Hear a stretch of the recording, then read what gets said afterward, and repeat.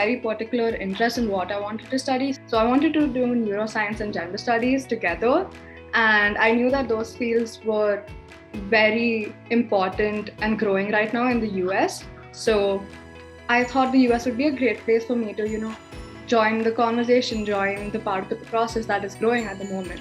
The only limiting factor for me was the financial aid because I cannot afford the whole thing. And I know that a lot of people cannot apply to abroad universities because of the financial barrier. And US worked out for me because some of the universities give you the need that you demonstrate. And so that's exactly what happened with me. I got the financial aid that I needed and it worked out. So US was a good choice and I'm happy about it.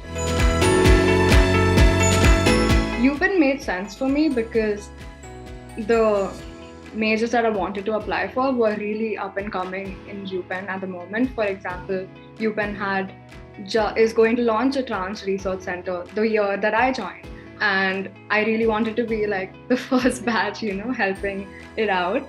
And they had these wonderful professors that I looked into, and a lot of them I've spoken to, and they were really kind people and just amazing, and they were very welcoming, and they had like very advanced labs, and I was very impressed by that. So I chose UPenn for that. And also my extracurriculars, I'm a writer, so I always wanted to write on the side so that I can publish someday when I'm older.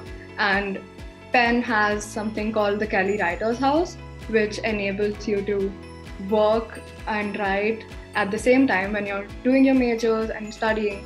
And so it's a great opportunity for writers.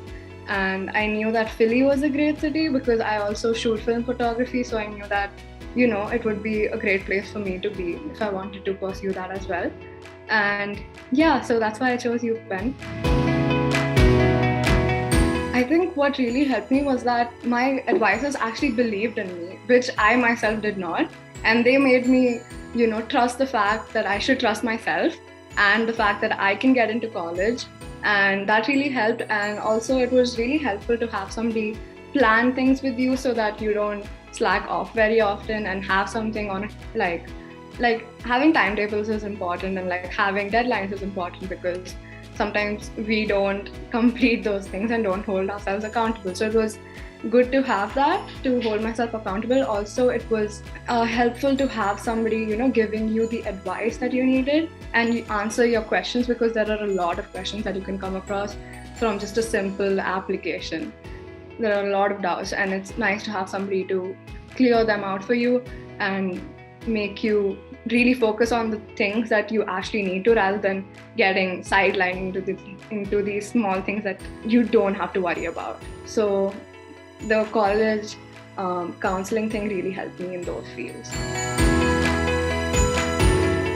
I would say to like everybody out there who really wants to reach their dreams is that first you've got to start dreaming and thinking that it is achievable, because I know a ton of people who are incredible but don't think they're good enough, or just don't believe that they can get into these universities and don't even apply. So I would say shoot your shot, because you never know, you might just get in and you might just be living your dream at one point.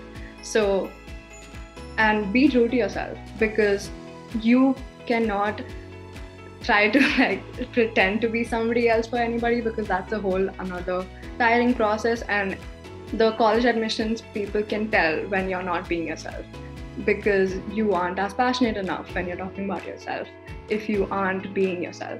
So yeah, I would say that it's achievable, even if you are not from one of these top schools. It is achievable. You can do anything if you wish to. So go for it, shoot your shot.